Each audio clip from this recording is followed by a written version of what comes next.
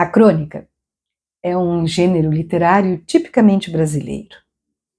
A crônica literária, não aquela datada que vem com informações, comentários esportivos ou comentários políticos nos jornais, mas um texto que nasce de uma situação cotidiana simples e, a partir daí, faz alguma reflexão.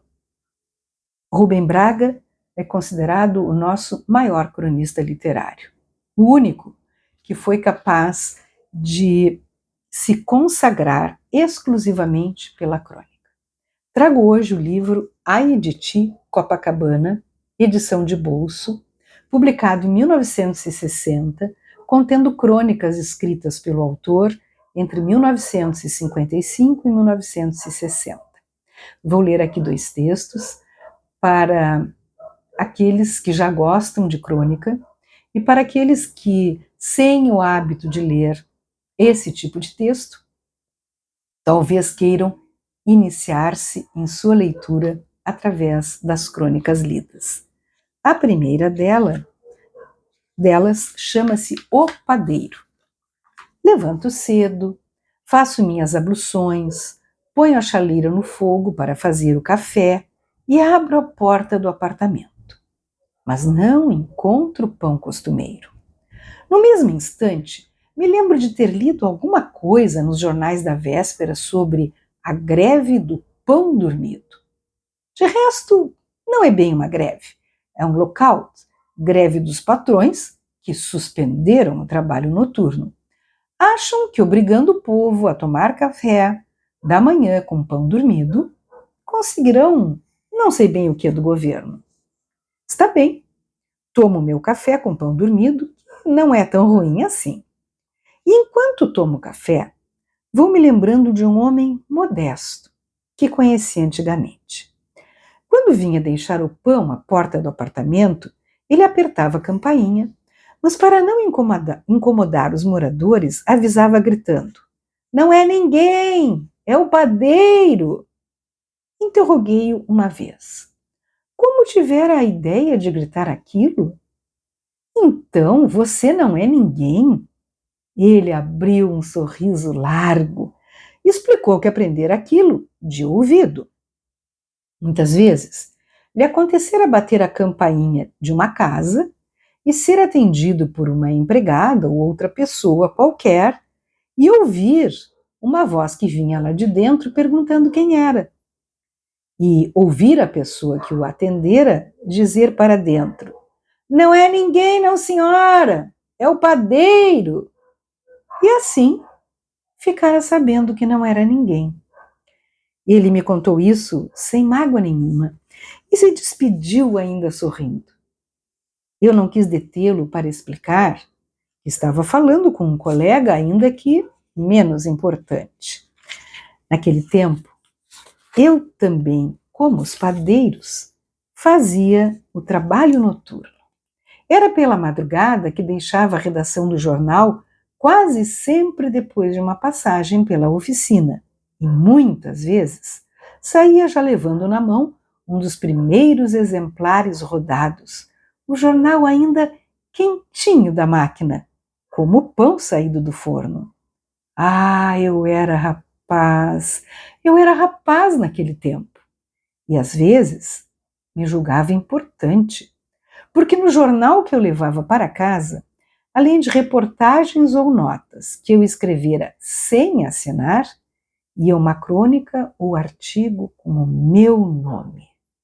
O jornal e o pão estariam bem cedinho na porta de cada lar, e dentro do meu coração eu recebi a lição de humildade daquele homem entre todos útil e entre todos alegre.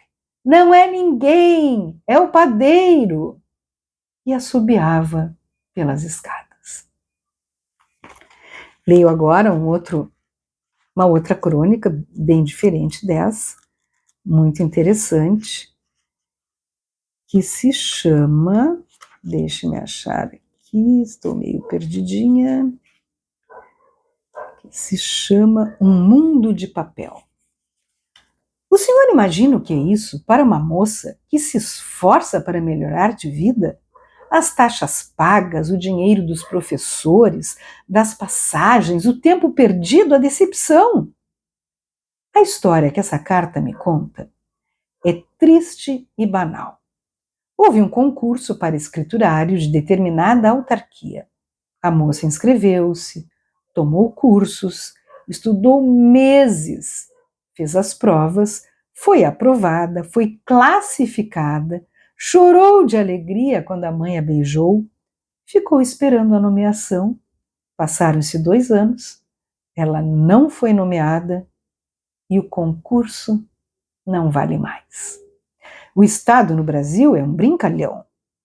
Um homem me conta história idêntica.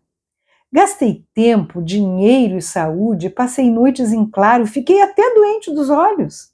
Deixei de levar minha filhinha a passear nos domingos. Tudo em troca de nada.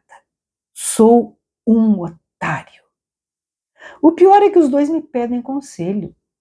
Só posso dizer que continuem a se esforçar e a ser bonzinhos, pois Deus protege os inocentes. Ou então, o remédio é nascer outra vez em uma família conveniente. Eu poderia fornecer aqui o nome de algumas famílias convenientes, isto é, famílias onde as mocinhas e os rapazes são nomeados sem concurso nenhum para cargos esplêndidos. É verdade que há sujeitos admiráveis que, mesmo não pertencendo a essas famílias, conseguem coisas impressionantes. O diabo é que eles não revelam sua técnica. O DASP deveria requisitar um desses cavalheiros e encarregá-lo de escrever um livro, Como Fazer Amigos e Arranjar uma Galinha Morta no Serviço Público Federal. Foi em Minas, creio, que um secretário de Estado mandou afixar em sua repartição esta frase com um conselho aos funcionários: não basta despachar o papel, é preciso resolver o caso. Quem fez isso deveria ser um empírico, sem uma verdadeira e fina vocação burocrática. O exemplo mais brilhante dessa vocação deu, anos atrás, um cavalheiro, cujo nome não sei, era presidente da Câmara Municipal de São João do Meriti. Foi o caso que morreu um vereador e seu suplente quis tomar posse. O presidente exigiu dele a certidão de óbito do vereador. O suplente disse que não a trouxera, mas podia providenciar. Achava, entretanto, que não havia inconveniente em tomar posse naquela mesma reunião. O presidente respondeu: não é questão de conveniência ou inconveniência. O que há é impossibilidade. O suplente não pode se empossar sem estar provada a morte do vereador. Mas Vossa Excelência não ignora que o vereador morreu? A prova do falecimento é a certidão de óbito. Mas Vossa Excelência tomou conhecimento oficial da morte. Vossa Excelência, como presidente da mesa, praticou vários atos oficiais motivados por essa morte. A prova do falecimento é a certidão de óbito. Mas o morto foi velado neste recinto. O enterro saiu desta sala, desta câmara. A prova do falecimento é a certidão de óbito.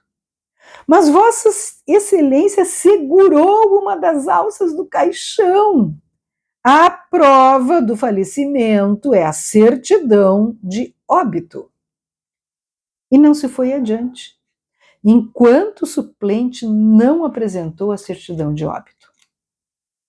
Todos os argumentos esbarravam naquela frase irretorquível, perfeita, quase genial, que merecia ser gravada em mármore no frontispício do DASP. A prova do falecimento é a certidão de óbito. Só os medíocres, os anarquistas e os pobres diabos, condenados a vida inteira a ser suplicantes ou requerentes, e que jamais serão autoridade, não percebem a profunda beleza desta frase. Eles jamais compreenderão que uma pessoa não pode existir sem certidão de nascimento, nem pode deixar de existir sem certidão de óbito. Que acima da vida e da morte, do bem e do mal, da felicidade e da desgraça, está essa coisa sacrossanta, o papel. Eu também quero fazer uma frase. Proponho que o DASP investigue o nome daquele antigo presidente da Câmara Municipal de São João do Meriti e, no dia em que ele morrer, mande gravar em seu túmulo, depois, naturalmente, de apresentada a certidão de óbito, esta frase de suprema consagração burocrática: ele amou o papel. Então fica aqui a sugestão, Aiditi Copacabana, Rubem Braga, edição de bolso, edição Best Books.